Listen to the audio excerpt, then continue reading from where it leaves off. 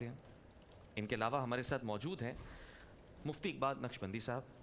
آپ ہمیشہ دین کی تبلیغ کے لیے کوشاں نظر آئے، اور ساتھ ہی ساتھ وعلیکم السلام ہمارے ساتھ موجود ہیں علامہ سید شہنشاہ نقوی صاحب۔ آپ مشہور و معروف مذہبی اسکالر ہیں، ہمیشہ پیار، محبت اور اتحاد کی بات کرتے ہیں۔ آپ تمام معزز مہمانان کو ہم خوش آمدید کہتے ہیں اپنی ٹرانسمیشن میں۔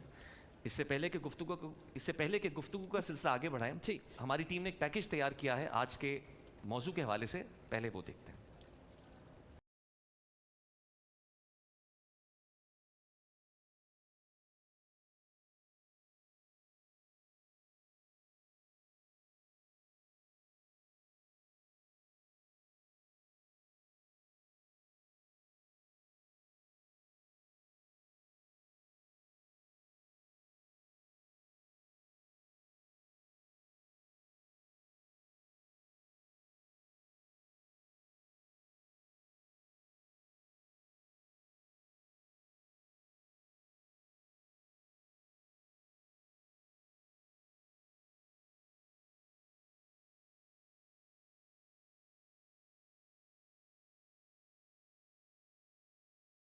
ہوتے ہیں پاکستان جیسے معاشرے میں جہاں ایک طرف دینداری کا دعویٰ کیا جاتا ہے، وہیں دوسری طرف حلال و حرام میں کوتاہی ایک سنجیدہ سماجی مسئلہ بنتا جا رہا ہے جو کہ نسلوں میں منتقل ہوتا جا رہا ہے۔ اسلام ہمیں واضح پیغام دیتا ہے کہ حلال چاہے کم ہو لیکن وہ حرام کی کثرت سے کہیں بہتر ہے۔ حلال و حرام کی تمیز صرف عبادت کا تقاضا نہیں بلکہ ایک منصفانہ، بااعتماد اور مضبوط معاشرے کی بنیاد ہے، اور آج ہم علماء کرام سے حلال و حرام کے موضوع پہ گفتگو کریں گے۔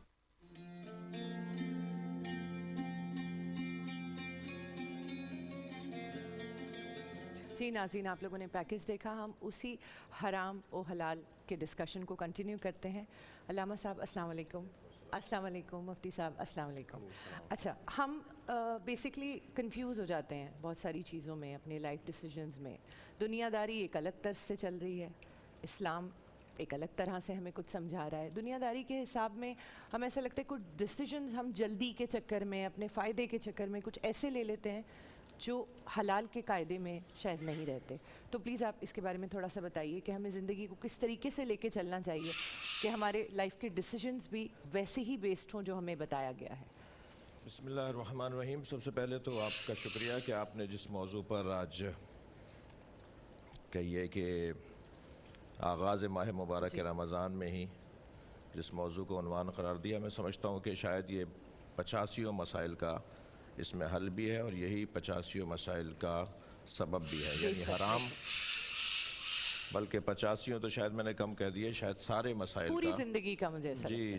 جی حرام اور حلال، میں سمجھتا ہوں کہ سرکار دو جہاں صلی اللہ علیہ وآلہ وسلم سے پوچھا گیا، یسألونک ماذا احل لہم، پوچھا گیا کہ کیا ان کے لیے حلال قرار دیا گیا ہے، تو جواب دیا گیا کہ اے میرے حبیب ان سے کہہ دو، قال احل لکم الطیبات، ان سے کہہ دو کہ ہر طیب تمہارے لیے حلال قرار دیا گیا ہے۔ دیکھیں، پاک چیزیں زیادہ ہیں یا نجس چیزیں کم ہیں؟ یقیناً پاک چیزیں زیادہ ہیں۔ حلال چیزیں زیادہ ہیں یا حرام چیزیں زیادہ ہیں؟ یقیناً حلال چیزیں زیادہ ہیں۔ وہ چند چیزیں ہی ہیں کہ جنہیں کنٹرول کرنا ہے، جسے معاشرہ مشکل سمجھتا ہے، وہ چند چیزیں اگر کنٹرول ہو جائیں، ان چند چیزوں پر اگر تسلط ہو جائے، توجہ ہو جائے، تو 50 چیزیں تو خود بخود ٹھیک ہو جائیں گی۔ مثلاً کیا کیا چیزیں حرام ہیں، ہمیں اگر وہ گنتی گن لی جائے تو وہ گنتی کم ہے، یعنی کم چیزیں ہیں جو حرام ہیں، اور زیادہ چیزیں ہیں جو حلال ہیں۔ اللہ نے طیبات کو زیادہ رکھا ہے، اللہ نے جائز چیزوں کو زیادہ رکھا ہے، اللہ نے حسن کو زیادہ رکھا ہے، اللہ نے خوبیوں کو زیادہ رکھا ہے، اللہ نے اس پورے نظام کے اندر اچھائیوں کو غالب رکھا ہے۔ مثلا اگر آپ اس موضوع پر بات کریں تو 4 چیزوں کو پروردگار عالم نے ہمارے لیے ضروری قرار دیا ہے، ایک ہماری جان، ایک ہمارا مال، اور ایک ہماری نسل، ایک ہماری عقل۔ جی اب ہر وہ چیز جو ہماری عقل کو زائل کر دے حرام ہو جائے گی، ہر وہ چیز جو ہماری نسل کو برباد کر دے حرام ہو جائے گی، ہر وہ چیز جو ہمارے مال کو خراب کر دے وہ حرام ہو جائے گی، ہر وہ چیز جو ہماری جان کو ضائع کر دے وہ حرام ہو جائے گی۔ یعنی آپ ان 4 عنوانوں کے تحت اگر معاشرہ توجہ کر لے، عقل کو جو خراب کرنے والی چیز ہے وہ ہے شراب، وہ ہے نشہ. کسی بھی لہٰذا ہر وہ چیز جو عقل کو معاف کر دے، زائل کر دے، تباہ کر دے، برباد کر دے، اور یہ فرق ہی نہ رہے کہ یہ ماں ہے یا یہ زوجہ ہے، یہ بہن ہے یا یہ زوجہ ہے، عقل ہی کام کرنا چھوڑ دے تو اللہ نے شراب کو حرام قرار دے دیا، نشے کو حرام قرار دے دیا. جان ہماری سب سے زیادہ عزیز ہے، لہٰذا اللہ نے قتل کو حرام قرار دے دیا. خودکشی، بے شک، دوسرے کو قتل کرنا یا اپنے آپ کو بے قتل شک، کرنا، بے شک. اسے حرام قرار دے دیا. ہمارا مال ہمیں عزیز ہے اور اس کی اہمیت ہے تو اللہ نے ربا کو حرام قرار دے دیا. جی ٹھیک ہے. ہماری نسل کو محفوظ رکھنا اور نسلوں کو محفوظ رکھنا کیونکہ اہمیت کا حامل ہے، اور بد نسلی اور نسل کی خرابی کو حرام قرار دیا تو اللہ نے زنا کو حرام قرار دے دیا. یعنی اگر آپ دیکھیں، اچھا ان ساری چیزوں میں اگر آپ لیں تو یہی تو دین ہے. دین اس سے ہٹ کے کیا ہے؟ جی جی بالکل. لا دین لمن لا عقل لہ، اس کے پاس تو دین ہی نہیں ہے جس کے پاس عقل نہیں ہے. لہٰذا عقل اگر ہاتھ سے چلی جائے تو پھر کچھ بھی باقی نہیں رہے گا. جتنی بھی شرعی مثلا نماز ہے، روزہ ہے، عبادات ہیں، حج ہے، جتنی بھی عبادات ہیں وہ سب عقل کے مطابق. کل ما حکم بہ الشرع حکم بہ العقل. ہر وہ چیز جس کی شریعت نے ہمیں اجازت یا حکم دیا ہے وہ وہی چیز ہے جسے عقل نے بھی تسلیم کیا ہے. ایگزیکٹلی. لہٰذا اگر عقل کو محفوظ رکھ لیں نشے سے بچ کر، اگر ہم مال کو محفوظ کر لیں ربا سے بچ کر، اگر ہم اپنی جان کو محفوظ کر لیں قتل سے بچ کر، اگر ہم اپنی نسل کو محفوظ کر لیں زنا سے بچ کر، تو یہی تو دین ہے. بیسک یہ چیزیں کچھ ہو جاتی ہیں. علامہ صاحب ہم اب چاہیں گے ایک دوسرے سوال کی جی طرف بڑھتے ہیں. میں پوچھنا چاہوں گا مفتی صاحب کہ قرآن و حدیث کی روشنی میں جو بنیادی حلال اور حرام کے کیا فرق ہیں اور کیسے انہیں آپ ایکسپلین کریں گے ویورز کو؟ بسم اللہ الرحمن الرحیم. بہت شکریہ سعید بھائی. آج رمضان کا ہمارے دوسرا روزہ ہے الحمدللہ، اور جمعۃ المبارک کا عظیم دن بھی ہے. تو یقیناً جمعے کے دن میں عصر اور مغرب کے درمیان کی جو دعائیں ہیں وہ قبولیت کے درجے پہ پہنچتی ہیں. بڑا بہترین ٹاپک ہے کہ حلال و حرام. دیکھیں کہ راستے دو ہی ہیں، ایک شیطان کا راستہ ہے، ایک رحمان کا راستہ ہے. جب یہ راستے ہیں دو تو ہمیں رحمان والے راستے پہ چلنا چاہیے. رحمان کے راستے میں رزق حلال ملتا ہے اور حلال کو اپنایا ہی جا سکتا ہے. جو شیطان کا راستہ ہے وہ خبیث راستہ ہے، وہ سارا نقصان والا راستہ ہے، وہ دلال والا راستہ ہے. لہذا اس راستے سے بچا جائے. نبی کریم صلی اللہ تعالیٰ علیہ وسلم کی حدیث مبارکہ ہے کہ القاسم و حبیب اللہ، کہ اپنے ہاتھ سے کما کے کھانے والا اللہ کا دوست ہے. یعنی رزق حلال جو کماتا ہے. ایک حدیث شریف میں گزرا یہ مطالعے سے کہ نبی کریم صلی اللہ علیہ وسلم نے ایک صاحب کو دیکھا کہ اس کے ہاتھوں پہ چھالے ہیں اور بلایا گیا کہ کیا ہوا تمہیں؟ عرض کی یا رسول اللہ میرا کام مشقت والا ہے، میں مشقت والے کام کرتا ہوں، مثلا کوئی گھر بناتا ہوں، مستری کا کام کرتا ہوں ایسے. تو حضور نبی کریم صلی اللہ علیہ وسلم نے جب اس کے یہ ہاتھ دیکھے تو فرمایا یہ ہاتھ جہنم میں نہیں جائیں گے. یقیناً اگر ہاتھ بچ گئے جہنم سے تو باقی جسم بھی جہنم سے بچ جائے گا. اور وہ آنکھ جو اللہ کے خوف میں روتی ہے اور رزق حلال کو تلاش کرتی ہے اور بد نگاہی سے بچتی ہے تو وہ جہنم سے بچ جائے گی. اگر یہ آنکھ اور ہاتھ جہنم سے بچ گئے تو اللہ تعالیٰ امان دے گا، پھر وہ سارا مسلمان جہنم سے بچ سکتا ہے. تو ضرورت اس امر کی ہے کہ ہمیں خود کو تمیز کرنا ہوگی حلال و حرام کی. جب ہم اپنے اسلاف کی تاریخ کو دیکھتے ہیں یا پیغمبر صلی اللہ علیہ وسلم کا اسوہ حسنہ دیکھتے ہیں تو نبی کریم صلی اللہ علیہ وسلم کے نواسے بچپن کا عالم ہے. صدقے کا مال آیا، حسنین کریمین نے ایک کھجور اٹھائی اور منہ میں ڈالی تو سرکار علیہ الصلوۃ والسلام آگے بڑھے، فرمایا نہیں حسین یہ صدقہ ہے، یہ سادات کے لیے حرام ہے. سرکار صلی اللہ علیہ وسلم نے اتنا بھی گوارا نہ فرمایا اور دنیا کو یہ پیغام دیا کہ ہم سادات، ہم اہل بیت پیغمبر صلی اللہ تعالیٰ علیہ وسلم رضی اللہ تعالیٰ عنہ اتنا بچاتے ہیں. اور یہ پاکیزہ ہے. کیوں نہ پاکیزہ ہوں کہ قرآن پاک ان کی طہارت کے قصیدے پڑھتا ہے وَيُطَّهِرَكُمْ تَطْهِيرًا. تو میں اس سے یہی سبق حاصل کروں گا کہ ہم اپنے گھر سے آغاز کریں. حرام و حلال کے مسائل اپنے بچوں کو سکھائیں. پہلے مائیں یہی لوریاں دیا کرتی تھی حرام و حلال کی. اگر دودھ پاکیزہ ہو تو بچے بھی بہترین پیدا ہوتے ہیں. بہترین ان کا کردار، بنیاد جو ہے وہ اچھی ہونی چاہیے. تو بنیادی چیزیں اچھی ہوں گی تو ہم آگے بڑھیں گے. ہمارے پاس لائیو کالر ہے موجود ہے. جی जी अस्सलाम वालेकुम, कौन बात कर रहे हैं? वकील बोल रहा हूँ भावनगर।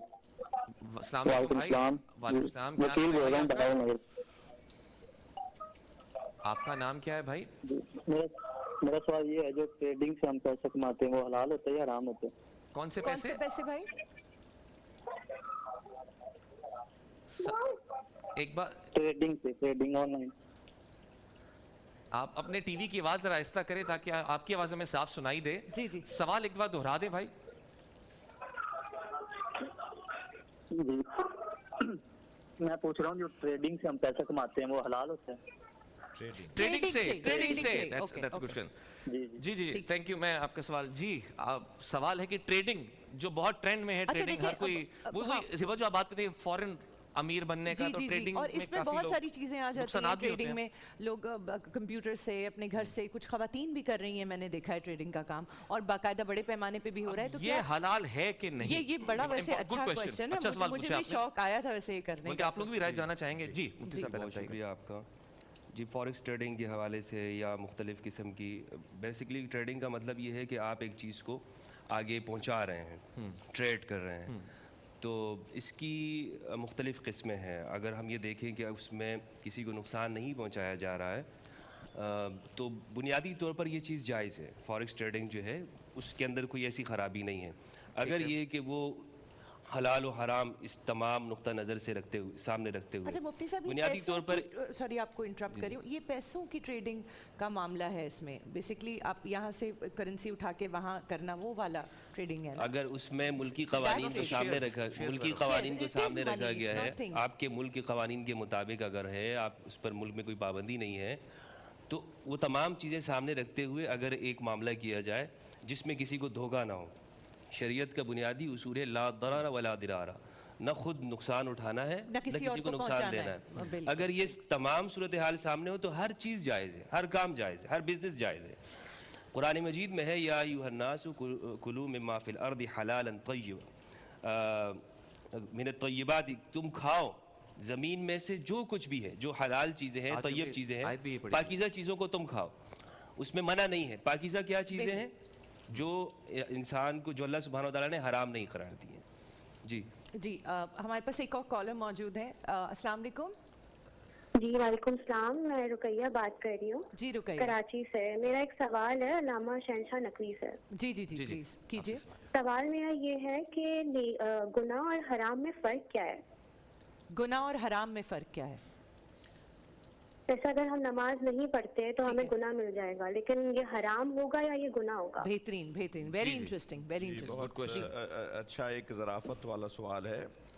हर हराम की अंजाम दही गुनाह आवर है, और हर गुनाह जो है वो हराम भी नहीं है। यानी जो काम आप गुनाह का अंजाम दे रहे हैं ज़रूरी नहीं है वो हराम हो, लेकिन हर हराम को अंजाम देना गुनाह है। यानी उमूम खुसूस मिन वजह है, यानी हर हराम को अंजाम देना गुनाह है, मगर हर गुनाह जो है वो हराम की वजह से नहीं है। यानी मुमकिन है कोई गुनाह अंजाम दे रहा हो मगर वो काम हराम नहीं हो। मैं इसको कैसे लेंगे? इसकी कोई मिसाल कोई? जी जी देखें, गुनाह की जो है वो शिद्दत और ज़ाफ़ गुनाह में पाए जाते हैं। कराहत और मकरूह कामों की तकरार गुनाह तक ले जाती है, जबकि वो हराम काम नहीं है। नाफरमानी की भी किस्में हैं। एक मरतबा नाफरमानी मकरूह अंजाम का उन्वान पाती है, एक मरतबा तर्क औला का उन्वान पाती है। मिसाल के तौर पर हज़रत आदम अलैहिस्सलाम और हज़रत हव्वा अलैहिस्सलाम को परवरदिगार आलम ने एक शजर के करीब जाने से रोका, ला तक़रब हाज़िही शजरा, इस दरख्त के करीब नहीं जाओ।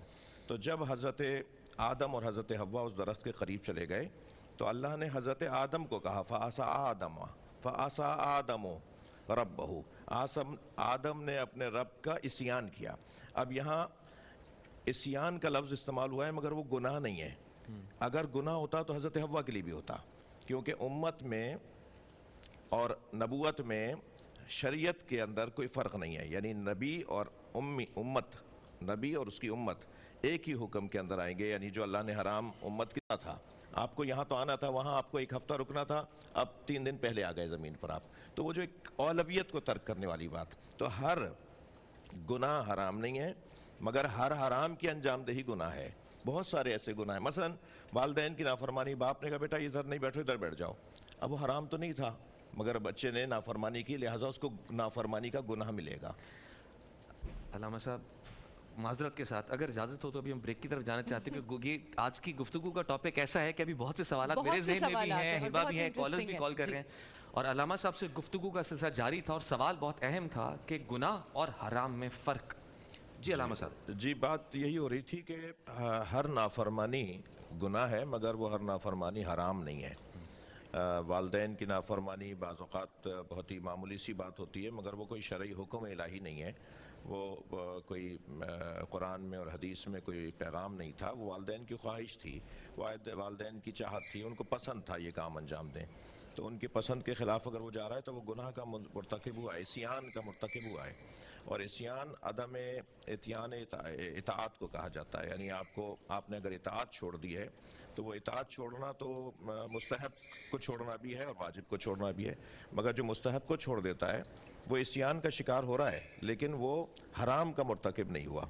यानी मुस्तहब्बात को, सुन्नतों को मस्जिद में जाते हुए पहला कदम ये रखना है, इसके अंजाम देने से सवाब मिलेगा, और अंजाम कस्दन अंजाम ना देने से वो हराम काम नहीं है, लेकिन वो गुनाह ज़रूर है। गुनाह अगर इसको हम यूँ ले लें थोड़ा सा अपने और मोहतरम सुनने वालों को, कि एक उरफा के यहाँ, औलिया के यहाँ और अहले इरफान और अहले दिल के यहाँ एक मक़ूला है, हसनातुल अबरार सय्यातुल मुक़र्रबीन।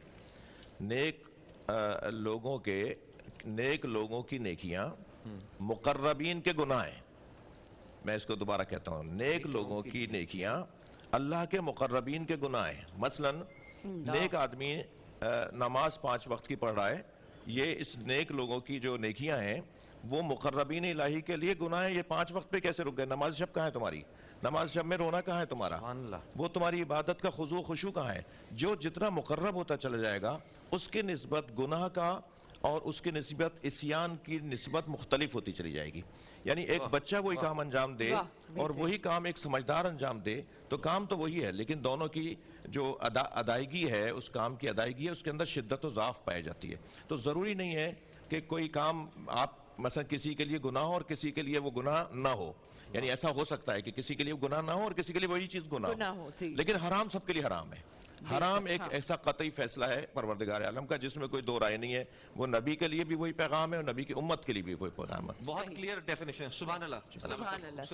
आपने बहुत अच्छे तरीके एक्सप्लेन किया और जिन्होंने सवाल पूछा है उनको भी जवाब मिल गया होगा, क्योंकि हमें तो बात समझ आ गई। मैं ये समझती हूँ कि टीचिंग्स अगर रेगुलरली हमें सुनने को मिले इस तरह की, तो आई थिंक हमारे वो सारे कन्फ्यूजन्स दूर हो जाएंगे जो आज की ज़िंदगी ने ब्लर कर दिया है हमारे बीच में। वो हिबा कहते हैं ना, सोबत से फ़र्क पड़ता है, तो अगर इनकी सोबत में बैठ के बस, कुछ सीख रहे हैं, कुछ समझने को मिल रहा है, तो ये भी हमारे लिए एक बहुत सोहबत बिल्कुल। अच्छा मुफ्ती साहब, मैं आपसे ये पूछना चाह रही थी कि घर में जैसे बच्चों की तरबियत है, किसी के घर में हराम कमाई आ रही है, भले बच्चों को उसका इल्म है या नहीं है, लेकिन क्या बच्चों की तरबियत, उस माहौल का असर उस पर पड़ेगा रूहानी तौर पे? क्योंकि वो कमाई है तो हराम ही, उनको इल्म है नहीं है, उनको इस चीज़ का पता है या नहीं। बच्चे तो ऐसे मासूम होते हैं ना कि आपने कोई भी चीज़ उनको दिला दी, जो उन्होंने कहा वो पूरा कर दिया, लेकिन वो पैसा आ कहाँ से रहा है, कैसे रहा है, क्या उसका असर पड़ेगा बच्चों की तरबियत पे? जी बिस्मिल्लाहिर्रहमानिर्रहीम। जी बिल्कुल, इसका असर रूहानी तौर पे भी पड़ता है, समाजी तौर पे भी पड़ता है। उसकी एक वजह है कि जो हराम कमाने वाला है उसके कई ज़राए हैं हराम के। मिसाल के तौर पे वो रिश्वत का पैसा लाता है या दीगर किसी वसाइल से लाता है, हराम पैसा है, तो वो बच्चों की नशो नुमा करता है, तो असर तो पड़ता है। वो माएँ थी जो बच्चों को दूध पिलाती, एक मशहूर माकूला है अल्लामा इकबाल के बारे में कि उनकी वालदा मोहतरमा ने बकरी का दूध पिलाया और फिर पूछा कि इसने घास कहाँ से खाई। यानी जब इतना फिक्र हो, जिक्र के साथ हम ये जोर देते हैं कि फिक्र भी होनी चाहिए रिज़्क़ के हलाल की।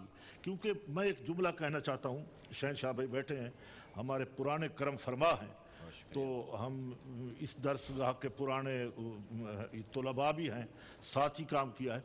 असल बात ये होती है कि रिज़्क़ के हराम से, माल हराम से ये शक्लें नहीं बदलती बल्कि नस्लें बदल जाती हैं। जब हम ये माल लाते हैं, खिलाते हैं, पिलाते हैं, उसमें बज़ाहिर तो यही होता है, जो रिज़्क़ के हलाल कमाते हैं وہ ہمیشہ تقوی والے ہوتے ہیں, وہ زندہ رہتے ہیں, ان کی اولادیں زندہ رہتی ہیں. اور یہی سورہ کہف کے اندر ہے. ایسے ہی. اللہ رب العزت نے فرمایا, یعنی ایک بڑا طویل موضوع ہے حضرت خضر علیہ السلام کا, کہ دیوار گر رہی تھی. انہوں نے کہا کیوں؟ کہانی یہ بچے تھے, ان کا خزانہ یہاں جمع تھا, ان کے والدین نیک تھے, صالح تھے, وہ رزق حلال کمانے والے تھے. تو جو رزق حلال کماتا ہے اللہ تعالیٰ ان کی خود حفاظت کرتا ہے, ان کی نسلوں کی حفاظت کرتا ہے. میں آخری بات یہی بات بھی کہوں گا کہ ہمارے حاجی صاحب ہیں, میں شہنشاہ بھائی ان کے پاس گیا رمضانوں میں, تو وہ رو رہے تھے کہ رزق حلال کمایا ہے, بڑی ذمہ داری سے کمایا ہے, بڑے تقوی سے کمایا ہے, اور درود پاک پڑھ پڑھ کے کمایا ہے. کوئی میرے لیے دعا کرے یا نہ کرے, ہاتھ اٹھائے یا نہ اٹھائے, مگر جو میں خود کر کے جاؤں گا میں اطمینان کے ساتھ دنیا سے جاؤں گا. بالکل صحیح. ہم یہی چاہتے ہیں. وہ مائیں تھیں جو فکر کرتی تھیں کہ ہم اپنے بچوں کو دودھ پلائیں تو وہ بھی حلال کا ہو, جو ہمارے پیٹ میں لقمہ جائے تو وہ بھی حلال کا ہو. یعنی تو یہی بنیادی چیز. یعنی صرف ایک آپ کے بچوں پہ نہیں, نسلوں پہ اثر اس چیز کا فرق پڑتا ہے. اچھا مجھے ایک سوال ہے, میں کافی دیر سے پوچھنا چاہ رہا ہوں, مفتی امداد بھائی سے پوچھنا چاہوں گا کہ کمائی آپ کی اگر حرام کی ہے, جس طرح بھی ایک انسان ہے اور وہ بھلائی کے کام بھی کر رہا ہے, میں لٹرلی بہت وہ بھلائی کے کام, ایسا کئی دفعہ ہمیں معاشرے میں یہ چیز دیکھنے کو ملتی ہے, اس کے بارے میں دین میں کیا حکم ہے, کیا کس طرح اس کو ایکسپلین مفتی کریں صاحب گے؟ میں نے لٹرلی اتنے ہاں، کامیاب لوگ دیکھے دیکھے ہیں جن کے پاس پیسہ ہے اور ہمیں پتہ بھی ہے کہ وہ پیسہ آیا کہاں کیسے, کہاں سے آیا, ٹھیک ہے, لیکن وہ اس قدر اچھائی کے کام کر رہے ہیں, صدقہ کر رہے ہیں, خیرات کر رہے ہیں, پتہ نہیں کیا کیا بڑے بڑے پیمانے پہ ہو رہا ہے, ہم دیکھ رہے ہیں. تو کیا وہ کاؤنٹ نیکی میں ہوگا یا نہیں؟ بھائی یہی ایک بات, حلال کمانا جو ہے نا یہ بہت مشکل کام ہے. امام علی علیہ السلام نے فرمایا الحلال اشد من الخرط, کہ حلال کمانا ایسا ہے کہ جیسے آپ کانٹوں کے جو ٹہنی ہے اس کو اپنے ہاتھوں سے چھیلنے لگ جائیں. یہ بہت مشکل کام ہوتا ہے. لیکن یہ بھی ہے کہ ہمارے معاشرے میں ایک بہت بڑا المیہ ہے کہ ہم دوسروں کے بارے میں یہ شک کرتے ہیں کہ یہ حرام کما رہا ہے, یہ اس کا ذریعہ آمدن ٹھیک نہیں ہے, یا یہ درست نہیں کما رہا. جیسے ابھی مجھے کسی کے بارے میں یہ فیصلہ کرنے کی یا دل میں رکھنے حق ہی نہیں ہے, ہمیں کہنے اچھا. کی نہیں ہے, سوچ بھی نہیں سکتے انکم کہاں ہے. کل ارے بھائی کل تک تو بائک پہ گھوم رہے تھے, آج تو ماشاءاللہ گاڑی آ گئی ہے. ججمنٹل ہو گئے ہم یہاں پہ. اچھا ہاں جی, ہم اپنے حکمرانوں کے بارے میں دوسروں کے بارے میں کہتے ہیں, تو یہ ہمارے ہاں رویہ اس طرح پیدا ہو گیا ہے دوسروں کے اوپر تنقید کرنے کا, جس نے ہماری جسم کے اندر, دماغ کے اندر بہت نیگیٹیوٹی بھر دی ہے. ہم دوسروں کے بارے میں بہت منفی خیال. دیکھیں میں اپنے بارے میں ذمہ دار ہوں, جواب دوں کہ میں حلال کما رہا ہوں یا حرام کما رہا ہوں. اللہ اس کا فیصلہ. دوسرے کے بارے میں یہ کہنا کہ جناب سمیع بھائی یا دوسرے شخص کے بارے میں اس کی آمدن حلال ہے حرام ہے, یہ میری ذمہ داری نہیں ہے. ہاں مجھ سے اگر پوچھا جائے گا کہ ایک شخص میرے پاس آتا ہے, جناب میں فلاں جگہ پہ جاب کرتا ہوں, فلاں جگہ پہ میں مزدوری کرتا ہوں, کیا میری یہ آمدن شرعی نقطہ نگاہ سے یہ حلال ہے یا حرام ہے, تو میں یہ بتا سکتا ہوں کہ اس طرح کا کام, یہ اس میں جو آمدن ہے یہ حلال ہے یا حرام ہے فتوے کی صورت میں. لیکن میں یہ نہیں کہنا چاہیے مجھے کہ جناب دیکھتے ہوئے جناب یہ تو سارے حرام ہی کمائی ہوگی. ہمارے ہاں مشہور ہو گئی یہ بات, کوئی حلال کما کے تو وہ اتنی بڑی بلڈنگز بنا ہی نہیں سکتا, کوئی حلال کما کے تو وہ گاڑی لے ہی نہیں سکتا. یہ پورا ذہن سوسائٹی کے یہ کانسیپٹ ہی غلط ہے. حلال کے اندر اللہ سبحانہ و تعالیٰ نے برکت رکھی ہے, زیادہ برکت, لوگوں کو نوازنے والے زیادہ. اگر دیکھیں حلال, یہ بات ضرور ہے کہ اس میں مشکل ضرور ہے کہ ہم نے کس ذریعے سے وہ حاصل کر, ہاں لیکن جب ایک دفعہ ہماری نیت صحیح ہو تو آپ وہ دیکھیں اس کے اندر اللہ سبحانہ وتعالیٰ ایسی برکت ڈالتے ہیں. عبد الرحمن ابن عوف رضی اللہ عنہ مدینہ میں تشریف لائے, کچھ نہیں تھا ان کے پاس, لیکن ایک وقت میں ہزار اونٹ کے اوپر ان کا قافلہ ہوتا تھا, تجارت کا مال جا رہا ہے, اور اللہ سبحانہ وتعالیٰ نے اس میں برکت ڈال دی. ساتھ میں نبی وقاص زبیر بن عوام رضی اللہ عنہ, امام علی علیہ السلام سونے کی.